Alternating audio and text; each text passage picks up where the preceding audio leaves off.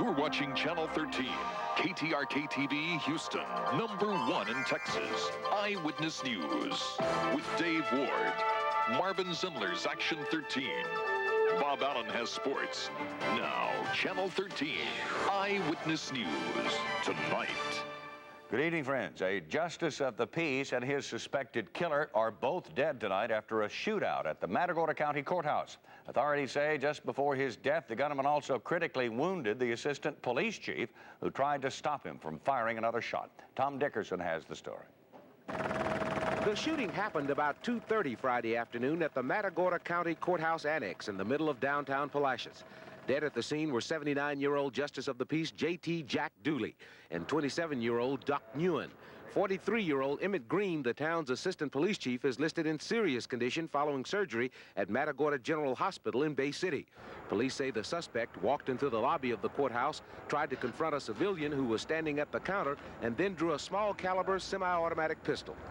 Investigators say Judge Dooley was walking up this hallway toward the commotion up front when he was shot and killed. Upon hearing the gunfire, Officer Green came to investigate and ordered the gunman to drop his weapon. Police say that's when the gun battle erupted.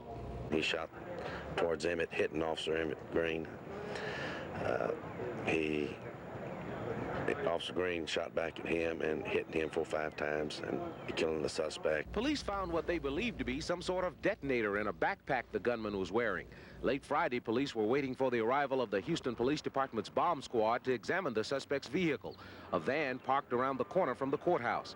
Other than a Kansas driver's license found on his body, police have few clues as to exactly who the gunman was and or why he came to the courthouse. The shooting has left residents of this small coastal community located 110 miles south of Houston fearful. Well, it's a shock. It really is, and it's really hurt everybody in town. I mean, you know, it's upset them. Okay. And because it's something we never do get this, you know, it's just not, it's a quiet little town, and it just doesn't happen, but it did. The 79-year-old Dooley had been Justice of the Peace for 12 years and was preparing to run for re-election. Friends say he was also looking forward to a trip next week to Rome, Italy, where he was scheduled to have an audience with the Pope. Reporting from Palacios, Tom Dickerson, 13 Eyewitness News. An explosion and fire rocked a Houston Lighting and Power Company station down in Fort Bend County this evening. All began shortly after 6 o'clock tonight at the Parish Power Plant. Authorities there say an electrical explosion and fire began in a transformer inside one of the plant's generators. For 2 hours, plant firefighters and firefighters from Rosenberg and Richmond worked to extinguish that blaze. No reported injuries. Officials say no residential power was affected by the fire. HL&P officials say they are beginning an investigation now into the cause of the explosion. 4 people in Canadian custody tonight after a 5-hour-long standoff in front of the Parliament building ended in Ottawa, Canada. The incident started shortly after noon today when a man claiming to have a gun and dynamite hijacked a Greyhound bus en route from Montreal to New York. Authorities say the man ordered the bus to the Parliament building in Ottawa. There were 11 people aboard that bus, including the suspect and the driver. They say at least 3 shots were fired during the standoff, but no injuries were reported. Canadian television is reporting tonight that the French-speaking man demanded that all Syrian forces be removed from Lebanon and free all of the prisoners they hold. Well, the ordeal ended with all of the hostages safely set free. 3 people were then handcuffed and taken into a Parliament building. A 4th person was kept face down on the ground, and police have given no reason why those other 3 people were handcuffed and detained. A highly advanced Soviet submarine is sitting on the bottom of the sea off the coast of Norway tonight after an underwater accident and fire sent that boat to its watery grave. The Mike-class submarine apparently experienced trouble about 270 miles off the northern Norwegian coast. It surfaced, but then sank. Authorities say there have been deaths and that some survivors in rubber rafts were picked up by nearby Soviet ships. This is a picture of the Mike-class submarine taken before the accident. It's a vessel built in 1984 designed to hunt and destroy other submarines. Experts believe it has 2 nuclear reactors and a crew of 95. Norwegian officials say there is minimal risk of any nuclear contamination of the water because of built-in safety features. Soviet submarines have had a bad safety record. In 1986, another nuclear missile submarine caught fire and sank off the North Carolina coast. A little closer to home, it was nearly a case of deja vu for the troubled Exxon Oil Company. A tanker owned by Exxon and filled with more than 8 million gallons of jet fuel ran aground in the mouth of the Mississippi River about 8:30 this morning. Authorities say there was no spill from the Exxon Wilmington, but the Coast Guard did order a pollution response team to the vessel in case a leak did develop. The vessel was freed by several tugboats about mid-afternoon today.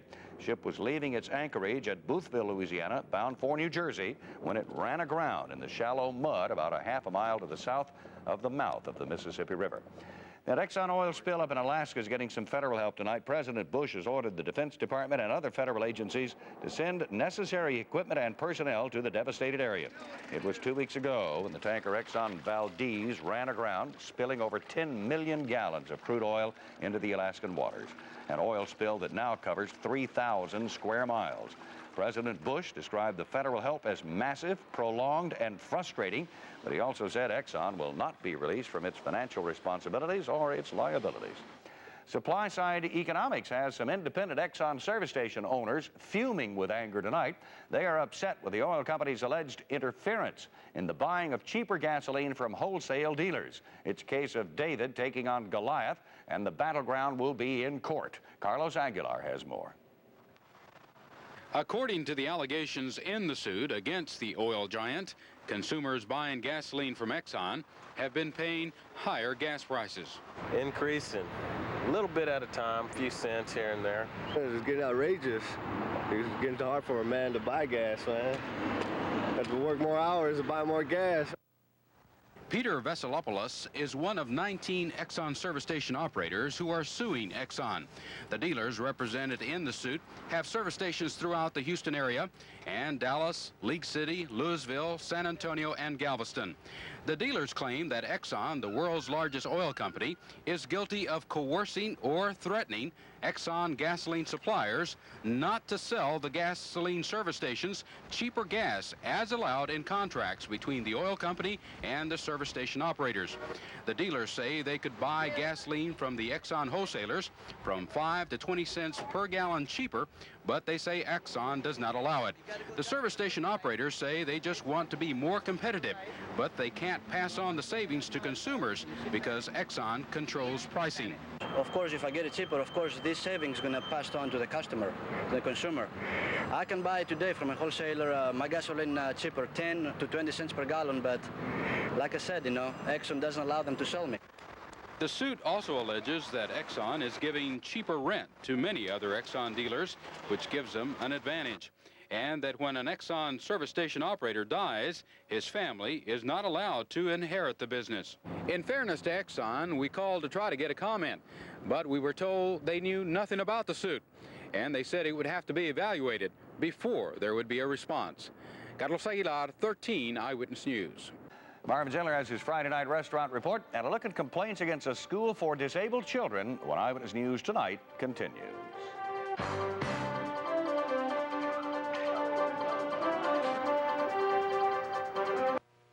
Finally, I can tell you about Quick Source and Sourceline, revolutionary new information services from Southwestern Bell. 50 striking Eastern airline workers marched in front of Frank Lorenzo's Houston home tonight, demonstrating their support for the sale of that grounded airline. Without the use of any picket signs, the protesters began their quiet vigil tonight at Del Monte Park in the River Oaks area.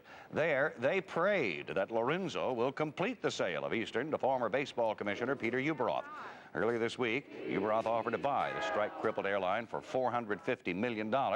From the park, the group walked over to Lorenzo's home, all the while chanting for Eastern's sale. A center in the Aldine School District that caters to disabled and special education students is under a lot of criticism tonight, as well as a federal investigation. The Lane Center has been under fire lately by a group of parents who charge the school really isn't catering to their children at all.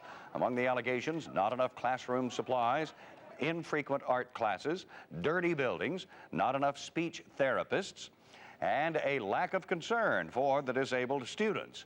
School officials deny the allegations. They say Lane Center is a model program and claim a federal civil rights investigators turned up only 2 minor violations. The investigation is expected to be complete later this month. If the school fails to follow suggested changes, it could lose its federal funding. Action 13's Marvin Zeller tonight back on the restaurant beat. Some prominent names are on the list this week. It doesn't make any difference to a health officer whether a restaurant is large or small, a fancy place where social hot dogs eat, or a greasy spoon, or whether a place is well known or not. If the place has health problems, they'll write them up. Memphis and the 10,600 block of Westheimer volunteered to temporarily stop food service operations because of problems health officers found during inspection April the 3rd. The dishwasher was quarantined because it wasn't working right. The reach-in cooler wasn't keeping food the right temperatures. Boiled shrimp, taco meat, and hamburgers were at improper temperatures. There was a heavy corrosion in the ice machine, a black sticky substance on the can opener, and among other problems. Memphis in the 6100 block of Westheimer was also inspected April the 3rd. Fajitas meat was off the required temperature, and the buffet did not have a sneeze guard to protect food against contamination. Hart's Crispy Chicken in the 12,100 block of the Northwest Freeway was inspected March the 29th. Among the problems was uncovered food in the cooler and slime in the ice machine. Mike Kahn in the 2100 block of Walker was inspected March the 24th. Inspectors spotted fresh mouse droppings under the dishwashing machine, on storeroom floors, in cabinets at the checkout counter, and mouse droppings and mouse urine on boxes in the storeroom. Inspectors condemned 18 pounds of water chestnuts that were in dented or swollen cans and found uncovered food in the cooler. The food services at Hobby Airport were inspected March the 30th in the buffeteria. Inspectors found uncovered food below the condenser and drain line and filth and mouse droppings on storage shelves under the serving line. In the main kitchen downstairs, their health officers found dirty equipment and dirty floors. Sack and Save in the 3500 block of Ella was inspected March the 29th. Health officers condemned 650 pounds of frozen food that had thawed on display. They reported that round steak, pork steak, ground beef, and fajitas were turning green in the display case. That's right, turning green in the display case. And there was dirty equipment, like the residue you see here on the meat wrapper machine. Long Yawn in the 8800 block of Bel Air was inspected March the 23rd. Inspectors found dirty equipment, roach activities on racks under the food preparation area, and slime in the ice machine. La Hacienda in the 7500 block of South Main volunteered to stop food services temporarily to correct problems health officers found April the 3rd. Inspectors said the entire place must be cleaned. There were roaches in the kitchen under the preparation table. The dishwasher was quarantined. There were numerous containers of uncovered food on the floor at unsafe temperatures. Dirty floors, uncovered food in the cooler, dirty unused equipment cluttering the place, and food stored in a trailer out back. These eating places have since taken care of most of their problems. And now on a brighter side, have a good weekend, good golf, good tennis, or whatever makes you happy. Marvin Zindler, Eyewitness News. Thank you, Marvin. Get the Rockets and the Astros to win. That would make us happy. Bob Allen describes the indescribable in just a moment.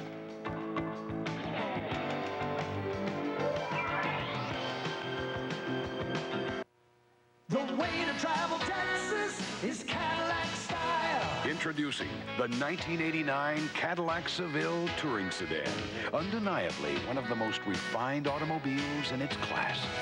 Let's go, let's live, let's love every mile. The way to travel Texas is Cadillac style. Cadillac, Cadillac, Texas style. Now that's Cadillac, Texas style, at your Gulf Coast Cadillac dealers. Sunday night, Chili's Grillin' Bar. Oh, to Foley's Spring Sale, the biggest sale of the season, with store-wide savings of 20 to 50% off winning styles for you, your family, and your home. Casper suits for Missy and Petite, only $149.99. Junior denim shorts, $24.99. Save 25% on men's green line knits, 25% off leather and fabric handbags, and 20 to 50% off Revere Magnolite Professional and Corning Open Stock cookware. It's Foley's gigantic spring sale, running now through April 9th. Let's go to sports. Rockets in the Dome. The Rockets in Atlanta. The Astros are in the Dome. And here's Bob Allen to sort it out. They're just both playing like they're in different places. Dome tonight, Astros open up a weekend series with the Padres. The Astros are losing it 5-2. Play is in the 9th inning. Show you why the Astros can't win. Big trouble scoring runs. Again, runners on first and second. Glenn Davis goes into the double play. Runners at first and third. Billy Dorn grounds out. Nobody scores. Runners at second and third. One out. First pitch, Caminetti pops it up. Biggio strikes out looking for his first hit. That's why the Astros aren't scoring runs. 5-2 in the ninth inning is where it's at right now. On the National League scoreboard, Chicago beats Pittsburgh. San Francisco, Cincinnati tied in the 12th inning. Montreal over New York. St. Louis at Philly rained out Atlanta. Beat the Dodgers. American League, Cleveland over New York. Detroit knocks off Milwaukee. Minnesota over Baltimore. 8th inning. Boston leading Kansas City. 6th inning. Texas up on Toronto. 2nd inning, California leading Seattle. Well, in Atlanta tonight, it went into overtime as the Rockets lose to the Hawks 120-112. Rockets blew a 10-point lead with 12 seconds left. Rockets led by 3. Dominique Wilkins is going to hit the three-pointer. He's fouled, but he misses the free throw. And the Rockets have a chance to win it, but Level clangs it off the ring. They go into overtime. The Rockets lose it 120-112. On the NBA scoreboard, here's what we got. New Jersey over New York. Philadelphia beats Charlotte. Washington over Cleveland. 4th period. Detroit leading Chicago by 5. Dallas beats Sacramento. So why is Warren Moon smiling tonight? We have between 10 and 12 million reasons why, as the Oilers quarterback re-signed with the team for some heavy dollars, as Tim Melton reports. I think this contract is probably one of the biggest contracts in the league. It just all depends on what you're looking at. Well, the way Warren and agent Lee Steinberg look at it, Warren is now football's best paid player. Contracts can be evaluated in a number of ways. To us, the key is how many dollars are presently paid over the course of a contract. John Elway did head the list, but his contract includes a loan. Warren has no deferred money, and it's a bit over $2 million a year for 5 seasons. With incentives, the package could be worth $12 million over that period, and it is all guaranteed, come injury or poor performance. It's nothing new for me. You know, I was the highest paid player in Canada. I was the highest paid player when I came in here. And I guess I'm the highest paid player again. I think a lot of people might look at that as pressure, but it's only pressure that you put on yourself. I think I've proven myself in Canada. I've proven myself in this league, and now the thing that I have left to do is to win a Super Bowl, and that's the thing I want to do most before my career is over. Tim Melton, Eyewitness Sports. Longtime Houston sportscaster Anita Martini is recovering tonight after brain surgery earlier today. Anita had numb feelings on her left side. She went in for tests where doctors discovered a mass on the left side of her brain. Surgery was performed this morning where doctors removed a tumor. Anita will be in intensive care for the weekend. Results of the biopsy should be available on Tuesday. And of course, our thoughts and our prayers are with Anita tonight. And if you'd like to drop her a card or a note, she is at Methodist Hospital. Lee Trevino held on. He is tied with Nick Faldo for the second-round lead of the Masters Golf Tournament in Augusta, Georgia. Here's what happened. Seve Ballesteros having all kinds of trouble on 15, misses once. He's going to miss twice. He finally gets it in, and he had double bogeys on that one. Faldo led for most of the day. He bogeyed 16 and 17, so Trevino and Faldo still up top. Here's the Masters leaderboard as we have it. Trevino and Faldo up top, and 2 shots back, Hoke, Reed, Ballesteros, and Crenshaw. That's a look at sports. Okay, thank you, Bob. Let's look at the weekend weather picture. Doug Brown is here to tell us what's going to happen. Looks pretty good for the beginning of the weekend, and maybe all of it. We'll talk about that next.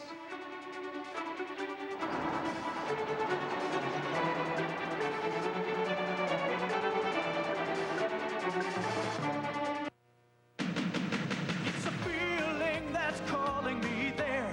You're part of the whole thing. And we'll be waiting for them. We've got hostages. We use them as shields.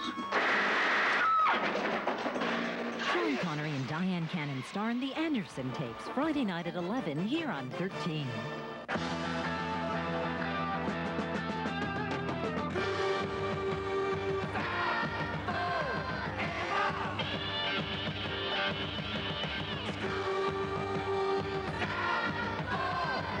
What could be more exciting than 2 days of high-performance racing school? What are you doing after school?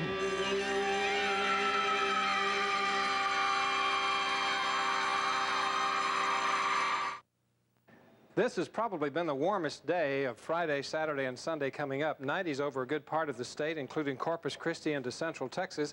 And it looks like the cloud cover stayed away from us still another day. You can see how they worked right along that flow we've been watching all week coming out of the northwest, creating a little bit of snow actually working through the Dakotas. There's the strong flow in the upper air, and it really created some rains along the east coast. Norfolk, Virginia, 1.14. Also in Richmond, about 96/100ths of an inch. Here in our part of the country, our morning low was 56 at 7 o'clock with a high of 82 at 4. There was no rainfall. Current temperatures are 72 at the airport, 70 both at our studios and at Hobby. Pressure 2986 is falling. Wind south gusting up to 22. Humidity is at 81%. Tomorrow a little bit nicer with the 70s and even in the 60s up in North Texas for afternoon highs. And it will appear that these clouds that we keep seeing working across the northeastern corner of our state will continue to move generally away from us. We don't look for much cloud cover until sometime about Sunday. In terms of our weather map, well, it's really a busy one. Here's a warm front pushing away from us, working into Louisiana tonight. That low pressure area with a trough that extends all the way up into the Dakotas is not a rain-bearing one. As a matter of fact, no rain anywhere in the state. And at 9 o'clock, the temperatures even around that trough were no different really than those fairly close to home. 76 for Bryan College Station, 78 in Austin, 81 San Antonio, and a 70 on Galveston Island. By tomorrow, although there is a front that looks rather foreboding working to the Red River, we don't expect it to affect Saturday's weather, but rather Sunday, as it pushes a little bit closer, we do have that slight chance of showers by then. For Galveston Bay, looks good. Slightly choppy to choppy waters with south winds to 10 knots. And offshore, seas will be 2 to 4 feet, south winds up to 10 knots. Here's our 3-day forecast. Good weather tomorrow, 64 to 83, no rain. Then a slight chance Sunday and Monday, and both days high temperatures not quite reaching 80. Ooh, warm weekend. Yes. Okay, thank you very much, Doug. Well, Lee Iacocca takes a pay cut. We'll tell you about that in just a minute.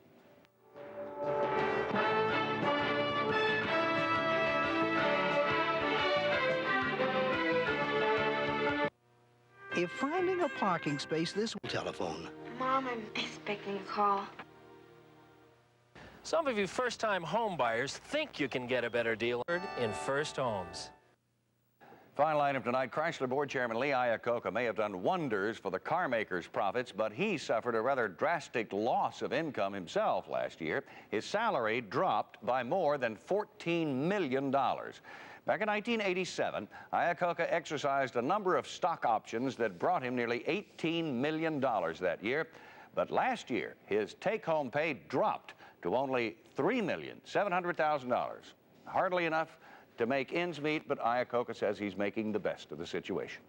Bless his heart. That's Eyewitness News tonight. Thank you for being with us. Have a nice weekend and good night.